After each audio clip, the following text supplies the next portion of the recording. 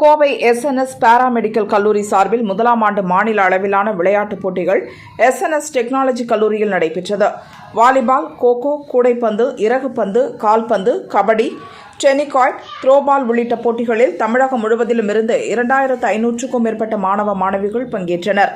மாணவிகள் பிரிவு கோகோ காலிறுதிப் போட்டியில் SNS கல்லூரி அணி 20-2 என்ற புள்ளிக்கணக்கில் இந்துஸ்தான் கல்லூரி அணியை வீழ்த்தியது. த்ரோபால் காலிறுதிப் போட்டியில் SNS கல்லூரி அணி 2-0 என்ற செட் கணக்கில் அபிராமி கல்லூரி அணியை வீழ்த்தியது. மாணவர் பிரிவு கால்பந்து 2ஆம் சுற்று போட்டியில் யுனைடெட் கல்லூரி அணி 1-0 என்ற கோல் கணக்கில் BGP நர்சிங் கல்லூரி அணியை வீழ்த்தியது. கபடி 3ஆம் சுற்றில் கோபி வெங்கடேஸ்வரா கல்லூரி அணி 26-22 என்ற புள்ளிக்கணக்கில் ஈரோடு பார்மசி அணியை வீழ்த்தியது.